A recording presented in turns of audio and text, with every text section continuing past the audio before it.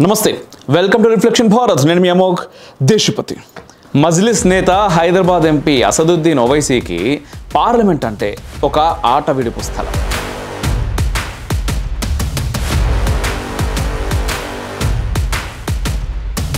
RSS chief Mohan Bhagwat ఇటీవల ప్రతి భారతీయ జంటకు 3 పిల్లలు ఉండాలని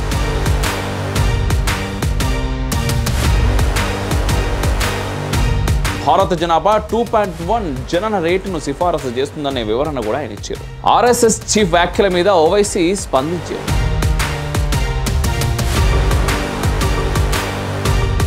ఈ దేశంలో మైనారిటీలు ఎవరు, మెజారిటీలు ఎవరు? మెజారిటీలకు ఏమొస్తున్నది? ఆ చర్చ్ ముందుకు వెళ్ళిపోతున్నప్పుడు బ్యాండ్లు ప్లే చేయకూడదు. ఆ మసీద్ ముందు నుంచి పోతా ఉన్నప్పుడు అన్నీ మూసుకొని పోవాలి. ఏడ బ్రతుకుతున్నాం, సిగ్గులేదు.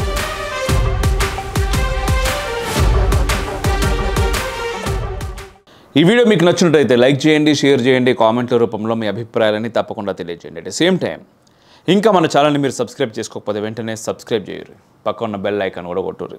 మజ్లిస్ నేత హైదరాబాద్ ఎంపీ అసదుద్దీన్ ఓవైసీకి పార్లమెంట్ అంటే ఒక ఆట విడుపు స్థలం. అందుకే ఓవైసీని ఎవరూ పెద్దగా లక్ష్య పెట్టరు. కొందరు ఎంపీలు నవ్వుకుంటే మరికొందరు సెటైర్లు వేస్తూ ఉంటారు. మరికొంతమంది ఏమి పట్టించుకోకుండా వాళ్ళ తదుపరి ప్రశ్నావళిని సరి చేసుకుంటారు. ఇప్పుడు కూడా అదే జరిగింది. ఆర్ఎస్ఎస్ చీఫ్ మోహన్ భగవత్ ఇటీవల ప్రతి భారతీయ జంటకు 3 పిల్లలు ఉండాలని, 3 జనన రేటు ఉన్న జనాభా తగ్గిపోదంటూ తమ అభిప్రాయాన్ని వ్యక్తం చేశారు. కుటుంబ ఆరోగ్యం, పిల్లల ఎదుగుదలపై వైద్యుల సూచనలు చెబుతూ ఆర్ఎస్ఎస్ చీఫ్ 3 సంతానం వ్యాఖ్య చేశారు. అంతేకాదు భారత జనాభా 2.1 జనన రేటును సిఫారసు చేస్తుందనే వివరణ కూడా ఆయన ఇచ్చారు. ఆర్ఎస్ఎస్ చీఫ్ వ్యాఖ్యల మీద ఓవైసీ స్పందించారు. సరికొత్తగా స్త్రీవాద కార్డును ఉపయోగించారు ఆయన ఫస్ట్ టైం. 3 సంతాన ప్రస్తావన భారతీయ మహిళల మీద మరింత ఒత్తిడి తెస్తున్నదని, మహిళల నిర్ణయ హక్కును కాలరాస్తుందంటూ కూడా వ్యాఖ్యలు చేశారు. మహిళా సాధికారత మీద ఎక్కడ లేని ప్రేమ కురిపిస్తూ ఉన్నారు. అంతేకాదు ఆర్ఎస్ఎస్ చీఫ్ పైన సంస్కారహీనంగా నువ్వెవరు ప్రజల కుటుంబ జీవితాల్లోకి ప్రవేశించనేకి, భారతీయ మహిళలపై అదనపు భారాన్ని మోపి వారి జీవిత ప్రాధాన్యాలను తిరస్కరించమంటావా అంటూ తుపాకీ రాముడి రీతిలో ప్రశ్నలు కూడా వేసిండు. ఇదే అసదుద్దీన్ ఓవైసీ గతంలో జనాభా నియంత్రణలో భాగంగా 2 సంతానం చాలంటూ కేంద్రం ఒక ప్రతిపాదన ముందుకు తీసుకొని వస్తే 2 పిల్లలే ఉండాలనే చట్టానికి తాను పూర్తి వ్యతిరేకినని, ఇది భారత్కు ఏమాత్రం క్షేమకరం కాదంటూ మాటలు మాట్లాడిండు. 2 పిల్లలు తప్పనిసరి అని గతంలో ప్రభుత్వం చట్టం చేసేందుకు ప్రయత్నం చేసినప్పుడు వ్యతిరేకించిన ఓవైసీ ఆర్ఎస్ఎస్ చీఫ్ 3 సంతానం ఉండటం మంచిదన్నప్పుడు మాత్రం ప్రజల వ్యక్తిగత జీవితాల్లోకి ప్రవేశించడానికి నువ్వెవరంటూ తన అసలు స్వభావాన్ని చాటుకుంటున్నాడు మరోసారి. మరోవైపు చాలామంది అనుకుంటున్నట్టు, ఆర్ఎస్ఎస్ ఆరోపిస్తున్నట్టు ముస్లిం జనాభా పెరగడం లేదని, క్రమంగా తగ్గుతున్నది అంటా ఉన్నాడు. ఏ ఎండకా గొడుగు పడుతూ ఎప్పటికప్పుడు మాట మారుస్తూ తప్పుడు గణాంకాలను చట్టసభల్లో పెడుతూ ప్రజలను తప్పుదవ పట్టిస్తూ ఉన్నాడు. నిరుద్యోగానికి, 3 సంతానం ప్రతిపాదనకు లంకె పెడుతూ బోడిగుండుకు మోకాలికి ముడివేసే ప్రయత్నం చేస్తున్నాడు. నిరుద్యోగ సమస్యను పరిష్కరించలేని ప్రభుత్వం 3 సంతానం ప్రతిపాదనను ఎందుకు ముందుకు తీసుకొస్తున్నదంటూ ప్రశ్నిస్తూ ఉన్నాడు. నిజానికి 3 సంతానం ప్రతిపాదన కేంద్ర ప్రభుత్వం తేలేదు. చాలా కాలంగా వైద్య నిపుణుల అభిప్రాయాలను ఆర్ఎస్ఎస్ చీఫ్ మోహన్ భగవత్ ఓ సమావేశం సందర్భంగా ప్రస్తావించారు. నిర్దిష్టమైన వాస్తవాలు చెప్పే ప్రయత్నం చేస్తాను, 2022 అక్టోబర్లో 2 పిల్లల ముద్దు అనేది అర్ధరహితమని, భారతదేశం జనాభా నియంత్రణను ఏనాడో సాధించిందని, భారతీయులు ఎంతమంది పిల్లలనైనా కనవచ్చు అన్నాడు. జనాభా నియంత్రణ పేరిట ముస్లిం జనాభాను నియంత్రించే కుట్ర జరుగుతుందంటూ అర్ధరహిత ఆరోపణ చేసిండు. 2 పిల్లలు అనే నియంత్రణ చేసి చైనా చేసిన తప్పిదాన్ని భారత్ చేయకూడదంటూ హితవు పలికిండు. 2030 వరకు భారతదేశ జనాభా స్థిరమవుతుంది కాబట్టి జననాలపైన నియంత్రణ అనవసరం అంటూ వ్యాఖ్యానించిండు. అంతటితో సరిపెట్టుకోకుండా మహిళలు మాత్రమే పిల్లలు కంటారు కదా, అలాంటప్పుడు నియంత్రణ అనే మాట ఎందుకు వస్తుందంటూ పనికిమాలిన వెటకారం వెనుక శాడిజాన్ని ప్రకటించుకున్నాడు. జనాభా నియంత్రణను ప్రతినిత్యం చట్టసభల సాక్షిగా వ్యతిరేకించాడు అసదుద్దీన్ ఓవైసీ. 2022 జూన్లో సైతం తాను ఎట్టి పరిస్థితుల్లో జనాభా నియంత్రణ బిల్లును ఆమోదించే ప్రసక్తే లేదంటూ స్పష్టమైన ప్రకటన కూడా చేశాడు.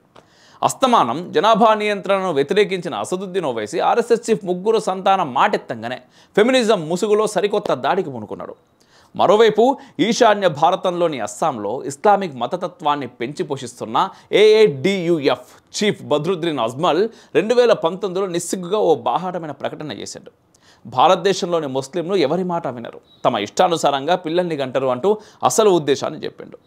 బద్రుద్దీన్ అజ్మల్ ప్రకటనను మజ్లిస్ ఖండించలేదు సరిగదా, సమర్థించింది. అసలు ఆర్ఎస్ఎస్ చీఫ్ ఏమన్నారో చూద్దాం. దేశంలో ప్రతి ఒక్కరికి 2:1 మంది పిల్లలు ఉండాలని భారతదేశ పాలసీ సిఫార్సు చేస్తుందన్నారు. ఇది దేశ సగటు. ఈ లెక్క ప్రకారం చూస్తే ఇద్దరికంటే ఎక్కువ, అంటే దేశంలోని ప్రతి పౌరుడికి 3 పిల్లలు ఉండాలంటూ మోహన్ భగవత్ వివరణ ఇచ్చిండు. దేశాన్ని దృష్టిలో ఉంచుకొని ఈ విషయం చెబుతున్నానని అన్నారు. దేశంలో జనాభా సరిపడినంత ఉండాలి, అలాగే నియంత్రణలో ఉండాలన్నారు. ఈ లెక్కన 3 పిల్లలు ఉండాలి, 3 కంటే ఎక్కువ ఉండకూడదు. ఈ విషయాన్ని ప్రతి ఒక్కరూ అంగీకరించాలంటూ ఓ ప్రతిపాదనను దేశ ప్రజల ముందు ఉంచారు. మరో చిన్న అంశాన్ని జోడిస్తూ దేశంలోని అన్ని వర్గాల్లో జనన రేటు తగ్గిపోతుందని తెలిపారు. హిందువులకు ఇదివరకే ఇది చాలా తక్కువగా ఉందని గుర్తు చేశారు. ఇప్పుడు మరింతగా తగ్గిందనే ప్రమాద సూచికని చెప్పారు. అయితే ఇతర వర్గాల్లో జనన రేటు అంతగా తగ్గలేదు, ఇప్పుడు వారిలో కూడా తగ్గుతోందని తన సమభావనను చాటుకున్నారు. మొత్తం ఉపన్యాసాన్ని ఉద్దేశపూర్వకంగా వినకుండా కత్తిరింపు వ్యాఖ్యను సాకుగా చేసుకొని రాజకీయ విమర్శలు చేస్తూ ఉన్నాడు దొంగ ఫెమినిస్ట్ మన అసదుద్దీన్ ఓవైసీ. మరికొన్ని పత్రికలు, మాధ్యమాలు అయితే మోహన్ భగవత్ వ్యాఖ్యలను పూర్తిగా వక్రీకరించినాయి. ఆర్ఎస్ఎస్ చీఫ్ అన్నది ఏంటంటే ప్రతి భారత జంటకు 3 సంతానం ఉండడం మంచిదన్నారు. కానీ పత్రికలు మాత్రం హిందువులు 3 పిల్లల్ని కనాలని మోహన్ భగవత్ అన్నారంటూ అసత్య కథనాలు ప్రచురిస్తూ ఉన్నారు, ప్రసారం కూడా చేసినాయి. నిజానికి ఆర్ఎస్ఎస్ చీఫ్ చాలా ప్రజాస్వామికంగా, హుందాగా అన్ని వర్గాల్లోనూ జనాభా నిష్పత్తి తగ్గుతుంది. కానీ చాలా నివేదికలు భారతదేశం సహా ప్రపంచవ్యాప్తంగా ముస్లిం జనాభా వేగంగా పెరుగుతోందని, హిందువుల జనాభా నిష్పత్తి తగ్గుతోందని అనేక పరిశోధనల్లో కూడా వెల్లడించినాయి. చాలా సమీప గతంలో, ఈ ఏడాది జూన్లో అనుకుంటా, ప్యూ రీసెర్చ్ సెంటర్ తన అధ్యయనంలో వెల్లడి చేసింది. ప్యూ నివేదిక ఏమన్నదో చెప్పే ప్రయత్నం చేస్తాను. ఒకసారి గతంలో కూడా మనం చెప్పిన ఈ విషయాన్ని. ప్యూ రీసెర్చ్ సంస్థ 2010-20 మధ్యకాలాన్ని పరిగణలోకి తీసుకొని నిర్వహించిన అధ్యయనం ప్రకారం ప్రపంచంలోనే అతిపెద్ద మతంగా ఉన్న క్రైస్తవంలో జనాభా ఈ 10 ఏళ్లలో స్వల్పంగా 1.8% మేర మాత్రమే తగ్గినా అతిపెద్ద మత సముదాయంగా క్రైస్తవం కొనసాగుతుందని వెల్లడించింది. అదే సమయంలో ముస్లింల జనాభా 23.9% నుంచి 25.6%కి పెరిగింది. ఇంచుమించుగా క్రైస్తవ జనాభాకు సమానంగా ఎదుగుతోంది అని తేల్చింది. ఇక ఏ మతంతో సంబంధం లేదని చెప్పుకునే వారి సంఖ్య కూడా పెరిగినట్లు తాజా అధ్యయనం వెల్లడించింది. హిందువులు 15% నుంచి 14.9%కి తగ్గినట్టు నివేదిక తెలిపింది. ప్రపంచంలోని హిందువుల్లో 95% మంది భారత్లోనే ఉంటున్నారని తెలిపింది. 2010లో భారత్లో హిందువుల జనాభా 80% కాగా 2020కి ఇది 79%కి పడిపోయింది. అదే సమయంలో భారత్లో ముస్లింల జనాభా 14.3% నుంచి 15.2%కి పెరిగినట్టు అధ్యయనం పేర్కొన్నది. ఈ లెక్కన ఆర్ఎస్ఎస్ చీఫ్ మోహన్ భగవత్ చాలా ఉదారంగా అన్ని మతాల్లోనూ జననాల రేటు తగ్గుతుందన్నారు. కానీ ప్యూ అధ్యయనం మాత్రం హిందువుల జననాల రేటు తగ్గుతోందని, ముస్లింల జనాభా భారత్లోనే కాదు ప్రపంచంలోనే పెరుగుతుందని వెల్లడించింది. అసదుద్దీన్ ఓవైసీకి నిజాలు తెలియవని కాదు, సుమారు 2 దశాబ్దాలుగా అసెంబ్లీ, పార్లమెంట్ వంటి చట్టసభలకు ఎన్నికైన సీనియర్ పార్లమెంటేరియన్ అయిన ఓవైసీ ఉద్దేశపూర్వకంగానే అబద్ధాలను ప్రచారం చేస్తున్నాడు. ఇది మన కొత్త కూడా కాదు. అత్యున్నత చట్టసభల్లో ఓవైసీ చెబుతున్న అబద్ధాలను కేంద్రం గుర్తించి అనర్హత వేటు వేస్తే తప్ప దయ్యం వదలదు మనోడికి. సో దీనిపైన మీ అభిప్రాయాలను కూడా తెలియజేయండి. 2, 3 ఎప్పుడు మాట్లాడాలి, ఎప్పుడు మాట్లాడొద్దు, ఎవరు మాట్లాడాలి, ఎవరు మాట్లాడొద్దు, సమన్యాయం ఎవరికి కావాలి, ఎవరికి వద్దు. ఈ దేశంలో మైనార్టీలు ఎవరు, మెజార్టీలు ఎవరు, మెజారిటీలకు ఏమొస్తున్నది, మైనార్టీలకు ఏమొస్తున్నది, అసలు మైనార్టీ పేరుతో చేస్తున్నది ఏంటిది, ఈ సంతృప్తి ఏంటిది? ఈ సంతృప్తులు వీళ్ళని కాదు, వాళ్ళని కాదు, అందరూ చేస్తూ ఉన్నారు. దీనిలో నువ్వు నేను కూడా ఉన్నాం. మొహమాటం లేకుండా, సిగ్గు లేకుండా మనం ఒప్పుకోవాల్సినటువంటి వాస్తవం ఇది. వినాయక చవితి నిమజ్జనాలు జరుగుతూ ఉంటే సంతృప్తుల వెల్లువ మనకి ఇట్లా కనిపిస్తూ ఉన్నది. ఏకంగా డిఎస్పీలే హైకోర్టులలో వేస్తున్నారట పిటిషన్లు. ఆ చర్చి ముందుకు వెళ్ళిపోతున్నప్పుడు బ్యాండ్లు ప్లే చేయకూడదు, ఆ మసీద్ ముందు నుంచి పోతూ ఉన్నప్పుడు అన్నీ మూసుకొని పోవాలి.